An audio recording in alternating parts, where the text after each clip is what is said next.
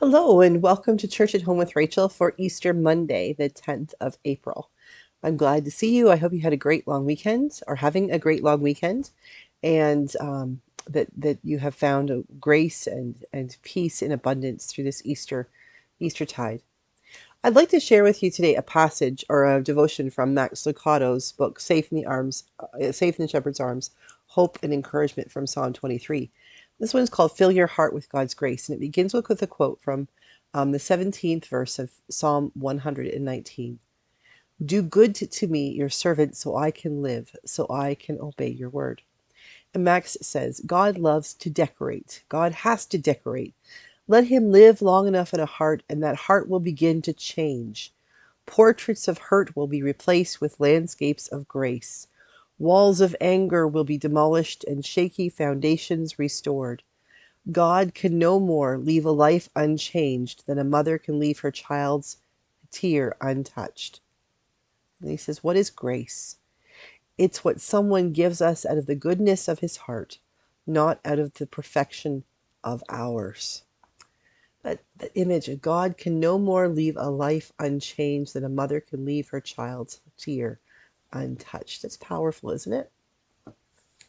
I think, especially in the light of Easter, of what we've just gone through in Holy Week and the Paschal Triduum, and now Easter Day yesterday, and now we're living in the heart of the Easter season, which goes on for weeks and weeks. It heads right till Pentecost, Ascension Tide and Pentecost. So we have the 50 days of Easter. Beautiful, beautiful time.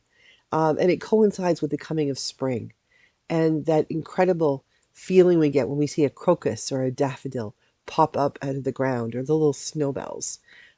There's just something so think about it. It's something so very powerful about a plant that can come out of the frozen ground with just a little bit of heat and sunshine, a little bit of rain or a little bit of moisture, and it can break free of its seed, and it can and come up and fight through the earth and come up, and so strong and yet so delicate and so gentle. But think of the strength it had to bust through that earth. Isn't it beautiful? It's like God saying, welcome to my home, and watch me decorate as you inhabit it. Here is my gift to you. It's incredible, absolutely incredible. God can no more leave a life unchanged than a mother can leave her child's tear untouched. I don't know about you, but I've had times in my life when I've been around a child, or a child of God of any age, where they have been crying, and it isn't just uncomfortable. Like, it's never really comfortable when someone cries, is it? But it's not just uncomfortable, like we need to stop them from crying. But there's a discomfort that comes from our very soul if we have any empathy whatsoever, that makes us want to reach out, to give them a Kleenex, to give them a hug, to tell them it's going to be okay. We can't often just sit there and just be okay. That person's crying. Big whoop. We don't think that way, do we? For the most part, there's a part of us that really does want to reach out and help them. We want to touch them. We want to wipe away that tear. We want to, more importantly than that, we often want to wipe away whatever it was that caused that tear. You think of a parent of a teenage girl with her first broken heart. Not only do you want to bind her up and hold her tight and make sure that she knows she is loved, but there's a part of you that wants to go out and, have words or something with the young person, male or female, who broke her heart in the first place. Like, it's, we care, we have empathy, we have compassion, we have passion for this person that we love. And if that is how we feel, if that is how we feel towards someone that we love, as human beings that we love so much that we could not untouch their tear, think about how much more God could leave our lives unchanged. When we break, when we hurt, when we are sore in sorrow, that breaks God's heart as well. God doesn't want us to hurt. There are times when it is necessary that we do hurt. Hurt can do many good things. If we hurt ourselves, if we touch a burner and we burn our fingers, it hurts. But that hurt teaches us not to touch a live burner again. If someone has hurt us, our heart is broken, like that teenage girl, we We need that. We can't get through a life without having our hearts broken, but it teaches us how to not hurt another person. It teaches us how to reach out to another when they are hurt. It teaches us empathy when others have shown it to us. We learn from our hurts. Now, no one wants to live in a world of hurt all the time, but there are moments, there are seasons in our lives when those hurts, those sorrows, are the very things through which God teaches us. But God also walks with us through them. God comes into our lives and affects our lives. And sometimes it's hard to see that. I know that. But God always does enter our lives if we are willing to recognize his presence. Rob Max here says, God loves to decorate. I think about that. I think about my life. I've always been a believer. I was baptized as a baby at 6 weeks old or however old it was, and I was confirmed when I was 13. When I was in grade 8, I was confirmed, so I made my vows for myself. Reaffirmed my baptismal vows. Whether or not I really understood them, I don't really understand them now, so I don't think I did when I was 13.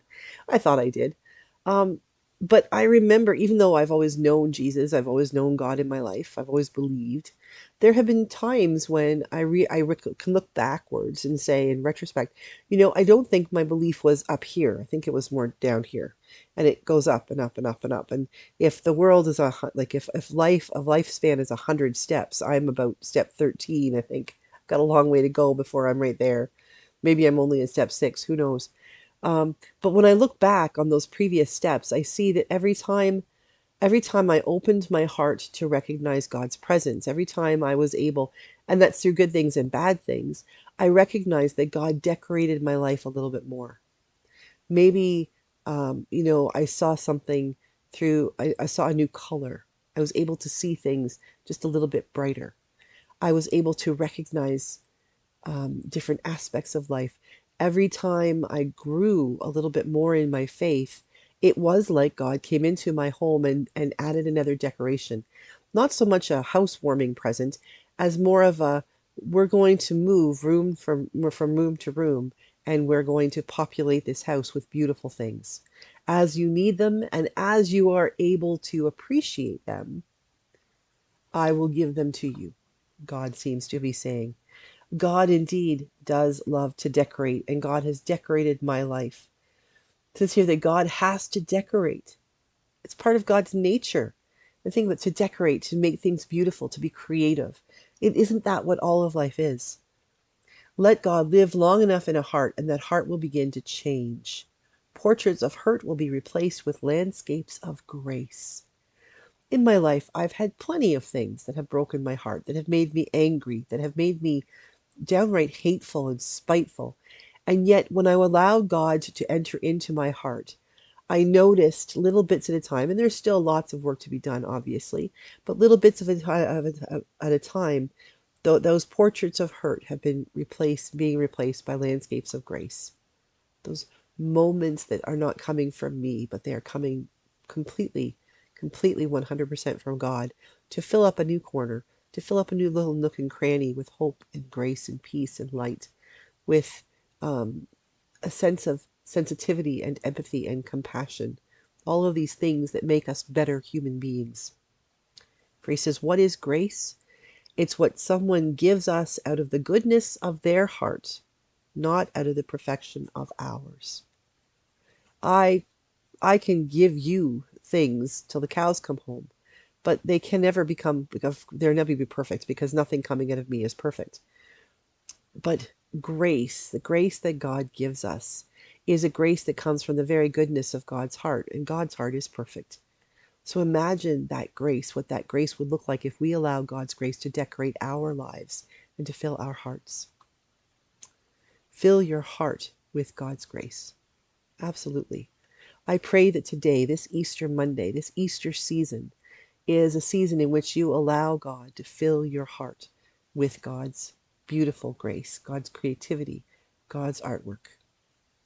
And don't forget that you too are an exhibit of God's artwork because you have been beautifully and wonderfully made.